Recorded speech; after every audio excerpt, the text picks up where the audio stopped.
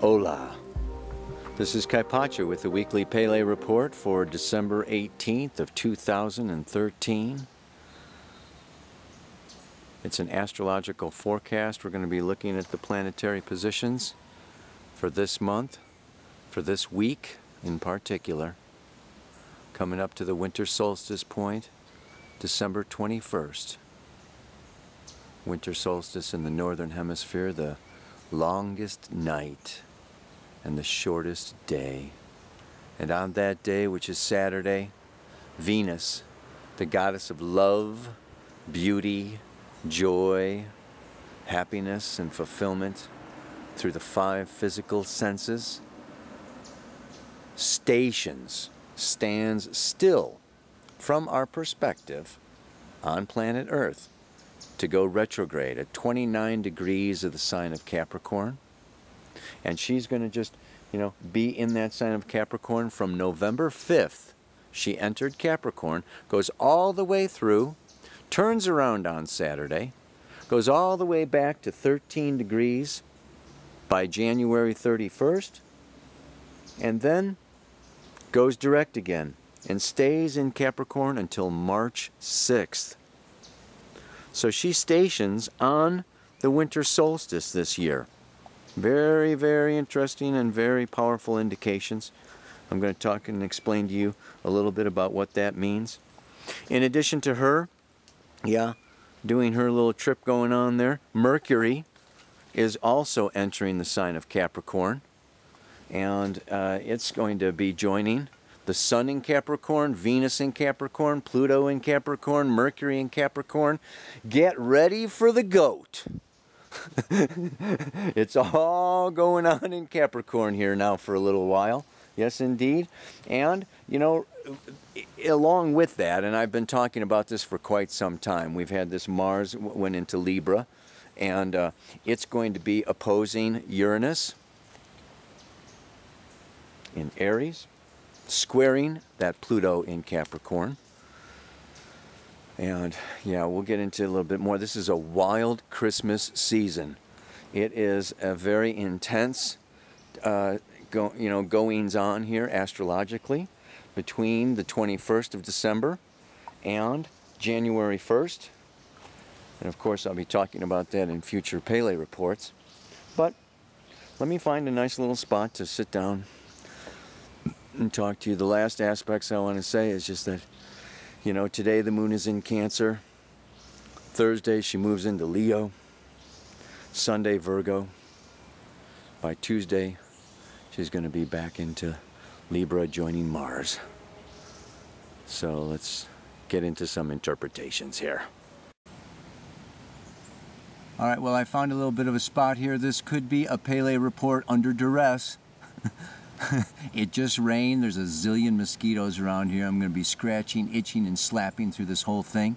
So it could be pretty fast, quick, short, and sweet. Which is what is going on right now. Absolutely. If you can't feel it, then you must be dead. I mean, did you feel that full moon yesterday? Woo! Yeah?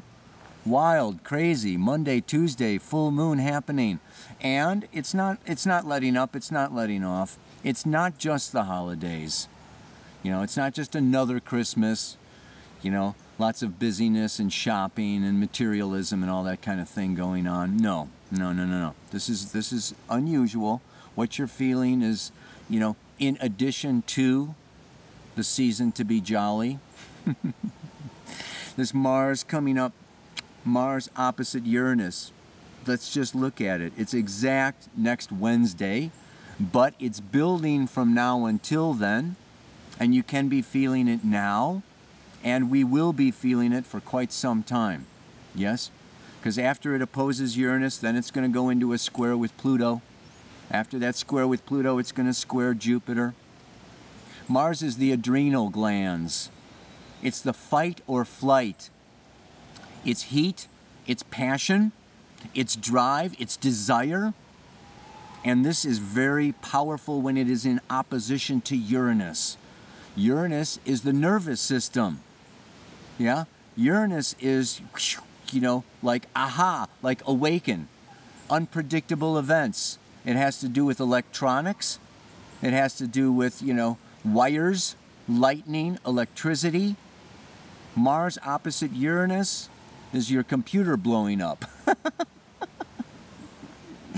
But even, more than that. More than that. It's your internal circuitry. Okay, now we've got Neptune, going through Pisces right now. Humanity is becoming more sensitized. We are becoming more open. The crown chakra is softening and opening for us all. And so what used to bother us, what used to stimulate us, what used to push us over the edge, it doesn't take as much now as it used to. It's not just that you're getting older and you're getting more, weak. No, it's that our whole consciousness is becoming more sensitized. So when this Mars-Uranus comes around, okay, we feel anxiety. We feel Uranus is the future. It's the ruler of Aquarius.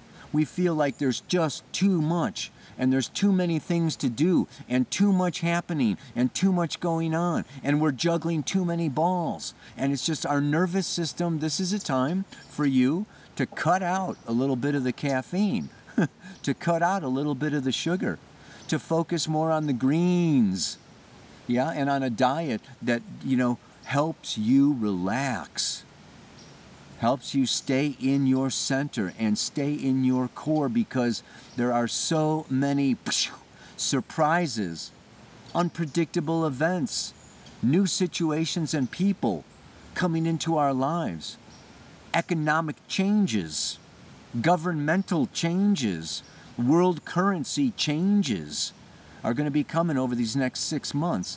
And this Mars-Uranus, this is just the beginning of this new phase. It's a new change. And if we're birthing a new paradigm, just consider it, what do they call those? Braxton Hicks.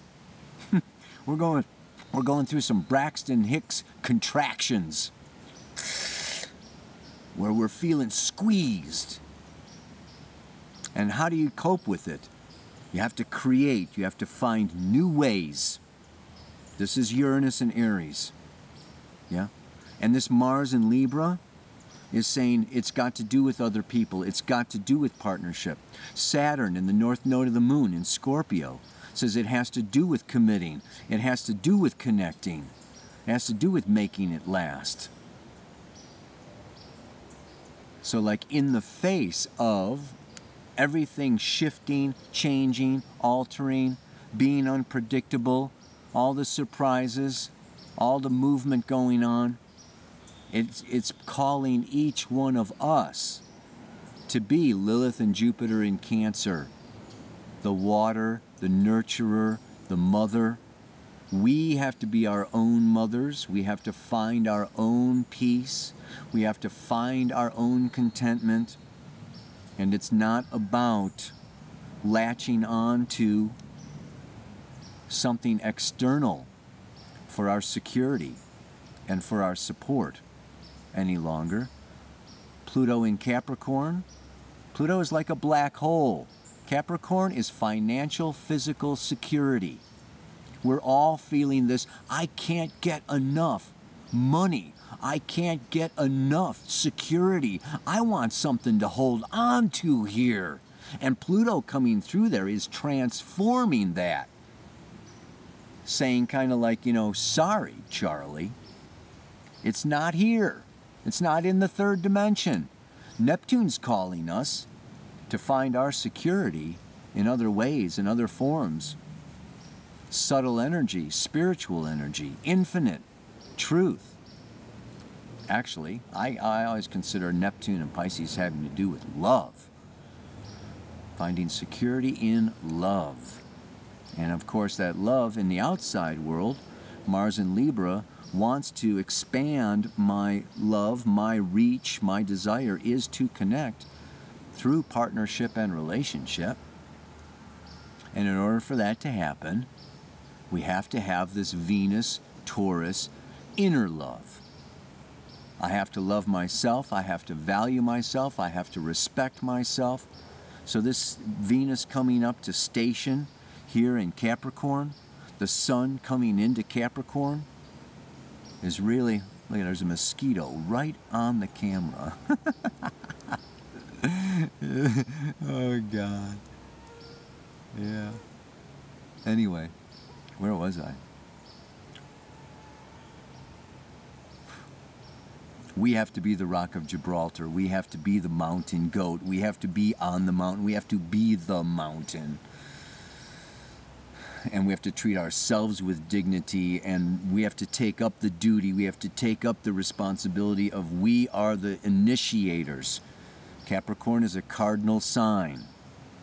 It's not going to be done for us. No religion, no family, no country. Nothing's going to be doing it for us. Each and every one of us has to stand in our power, our truth, our light, our strength, and give birth to this new paradigm, this new consciousness that's possible. So it's Venus is going to be going retrograde here now for about 6 weeks till the end of January. She's coming all the way back to Pluto, going down into the underworld. And all I can say is Capricorn is associated with the Devil card in the Tarot. Looking at this world, the third dimension, the money, the security, the material world as all there is. Who's ever got the most toys wins, kind of, and that is materialism.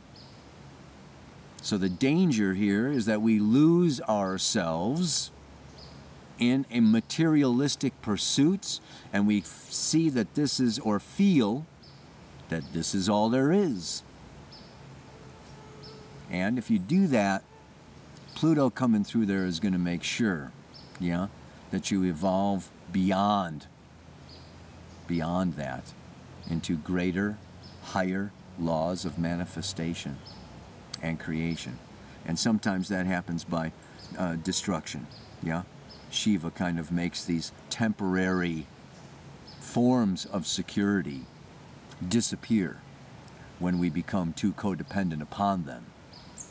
So it is time to, watch what you attach to. Watch what you, hold on to for security, for, what's going to carry me through the years into my old age or whatever. This is a time of making, deep, strong choices for things that are going to last. And that brings me to the mantra. The mantra for this week, I hope I remember it now.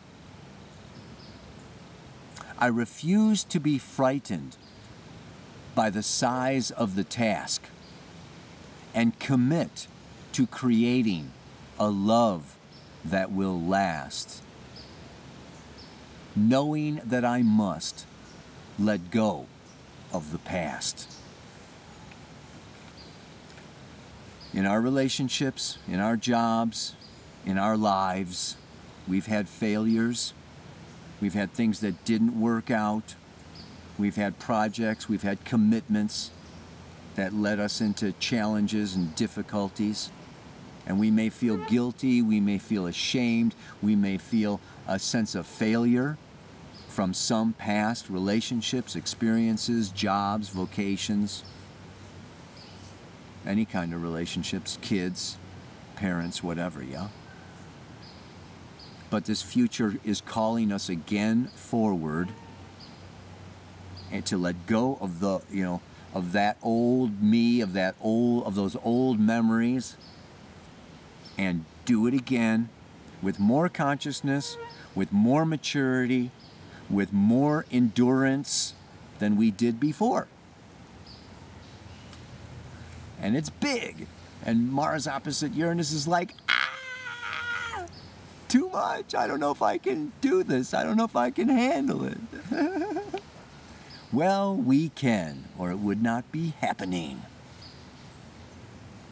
I refuse to be frightened by the size of the task and commit to creating a love that will last, knowing that I must let go of the past. Namaste, aloha, so much love. Happy solstice.